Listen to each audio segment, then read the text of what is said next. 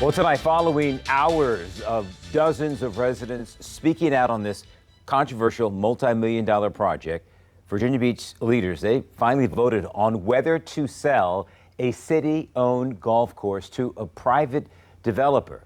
Now, there's been just a lot of debate over this, what the private developer wants to do, the plans that it has. City leaders, some of them saying that it'll help ease the burden of the city's been facing in maintaining this golf course, and that with the sale, $18 million, they are going to be able to reinvest that and help out with schools and other areas.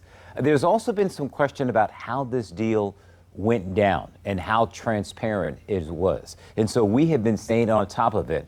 And News 3 reporter Brendan Ponton, he is live for us in Virginia Beach. Brendan, I mean, it has been quite a night, lots of speakers. You were inside City Hall. How contentious was this council meeting, and what did City Council decide? Kurt, yeah, very contentious night here at the Virginia Beach City Council meeting, and the meeting actually still going on, but they are talking about other things now. But this vote passed 9-2 tonight, and they needed 9 votes in order for it to happen, and that is what they got. So for now, this is on track for the Dragas Companies to be the owners of the Virginia Beach National Golf Club. Now we can take a look here at the scene here tonight. It was a very testy public hearing. Dozens of community members came out tonight, with many urging the council to vote no or delay the project. But still, some members of the community did come here in support of Dragas Companies. The Dragas Companies has proposed building more than 650 homes on the 350-acre property. Their plan would keep a public golf course, but part of the course would have to be reconfigured. Now, the deal is somewhat controversial, as Dragas would pay $18 million for the property, but then that money would be reinvested into the golf course. The developer would also contribute another $18 million on their own for golf course improvements. But the vote has now passed, and I spoke with a man not in support, as well as the CEO of Dragas Companies.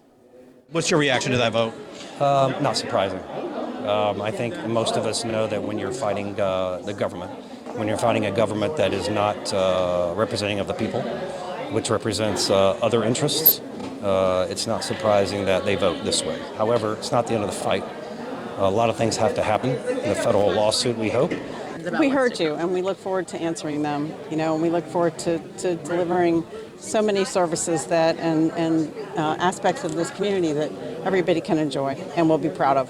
And what do you want to say about just the deal? And you're paying $17.9 million, and then it's good for tonight. But thank you.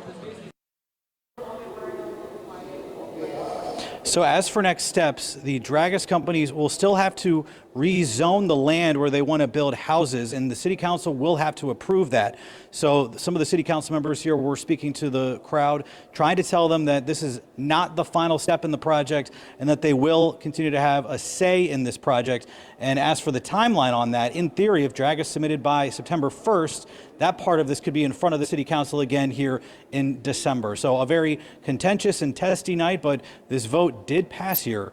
And what is a big news for a lot of people here in Virginia Beach. We're live tonight at City Hall in Virginia Beach. I'm Brendan Ponton, WTKR News 3. Brendan, thank you so much. As you pointed out, we have not heard the last of this. We thank you for that report. Also,